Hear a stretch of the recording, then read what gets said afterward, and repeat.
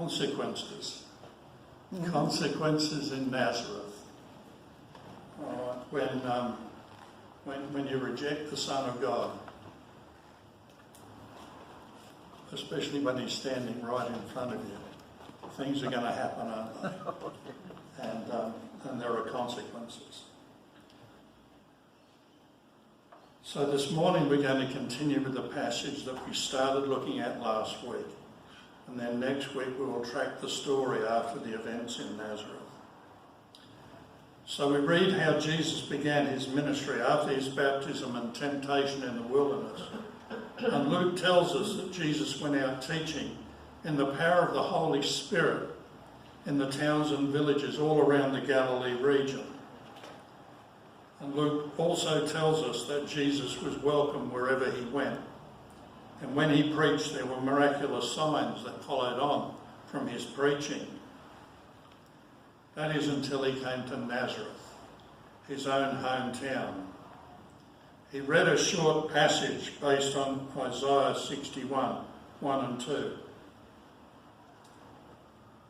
And Luke records it like this: "The Spirit of the Lord is upon me, because he has anointed me to preach the gospel to the poor. He has sent me to heal the brokenhearted, to proclaim liberty to the captives and recovery of sight to the blind, to set at liberty those who are oppressed, and to proclaim the acceptable year of the Lord." He had barely had time to begin speaking when the crowd started to murmur.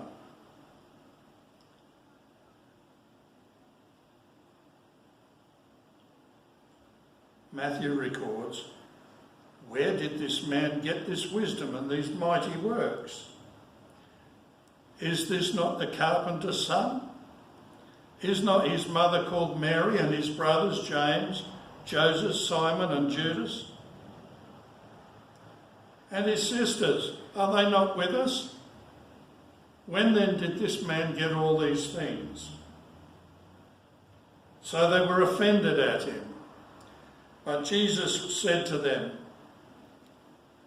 "A prophet is not without honour except in his own country and in his own house."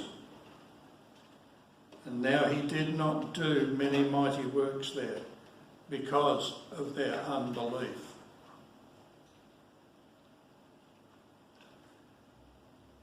So instead of engaging with Jesus and being excited about how God was working in his life and ministry since he left home, they were offended. How dare this young man come to town preaching that he is the Messiah? Who does he think he is? God or something? Duh. Yes, he does. That's exactly what he thinks. And he was not impressed with the reception he got in his hometown. The question then becomes, however, how does this fit in with everything else that we've been looking at for the past few months?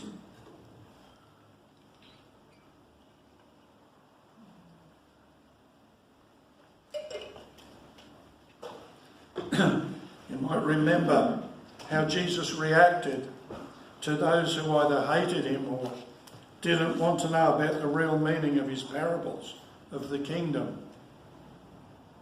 He simply said what he wanted to say and moved on. No explanations, no alternative stories, no second chances. He just moved right on. He just gave them one chance. And personally, I find this very disturbing. It's nothing like today where you can hear the message of the gospel every week in church, or pretty much every day, 24 hours a day, on your television if you've got the right channels. We've grown up used to being able to put off our decision for Christ because there's always next week or even tomorrow on the TV. We lose sight of the fact that for us at our age, there might not be a tomorrow. We might finding ourselves spending eternity in torment and regret. If only. If only I had responded when my heart wanted to. If only. Two of the saddest words in our language, aren't they? If only. Jesus preached for a response. You either responded or you didn't. It was that simple. Simple, but terrifying at the same time. It's all about consequences. Up until Nazareth, Luke tells us that he was well received everywhere he went. And he performed a whole range of miraculous signs that confirmed that he was indeed filled with and empowered by the Holy Spirit. So until he arrived in Nazareth, there had only been good consequences of his ministry. We arrive in Nazareth, and what does Matthew write? Now he did not do many mighty works there because of their unbelief. It's interesting to note that Matthew was a Jew and writing for Jews. He toned down the language that his source material used so as not to offend his Jewish readers too much. His source material was Mark's Gospel. The reason being that Matthew was not one of the disciples at this early part of Jesus' ministry, so he needed the account of an eyewitness. And according to tradition, Mark's Gospel is in reality Peter's account of Jesus' life and ministry as entrusted to Mark and intended for a Greco-Roman audience in Rome. It didn't matter if he killed the Jews, if he upset the Jews. There weren't that many, especially in the Greco-Roman churches. Mark didn't pull any punches in his account, and he wrote this. Now he could do no mighty work there, except that he laid hands on a few sick people and healed them. And he marvelled because of their unbelief. And then he went about the villages in a circuit teaching. I think these verses bear a second look because they're an eyewitness account of the events. Now he could do no mighty work there.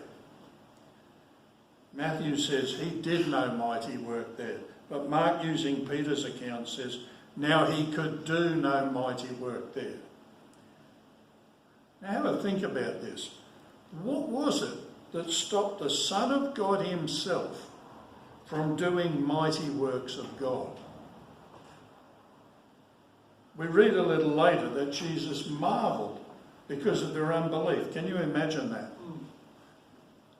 A bunch of people in his hometown were so offended at Jesus that the Son of God marvelled at their unbelief. Their unbelief was so strong that he, the Son of God, was unable to perform miracles. How scary is that? If the Son of God had problems with unbelief, then I must ask myself, do we have problems with unbelief here? If we do, then what chance have we got of seeing miracles in our church? Exactly. Been a while, hasn't it, since we've seen miracles in there. There is an interesting twist in this verse, in Mark's version. Now he could do no mighty work there except that he laid his hands on a few sick people and healed them. Healing is so fundamental to the kingdom that Jesus was able to heal a few sick people in spite of their attitude of unbelief. Jesus had a way of dealing with unbelief. The scriptures tell us that he knew the only way to deal with unbelief or ignorance was by preaching or teaching. So he went in a circuit around all the villages, preaching and teaching kingdom principles. Now that's pretty much what my role has been here since I started. to gently build a foundation of faith and belief in the power of God to heal and deliver today, just as he did back then. Now, some of you weren't here last week, so I'm going to play the whole of the video of this account as it's shown on The Chosen. Okay? So it goes for 14 minutes. So I've almost finished the sermon. So we'll play this through. Okay? It started automatically, Dave, I think. Yep. Blessed are you, Lord our God, King of the universe, who kept us alive and sustained us for another year, who bestows kindness, restores and redeems. Praise to you, Adonai our God, sovereign over creation, who has chosen us from all the peoples. May your blessings be upon all who seek you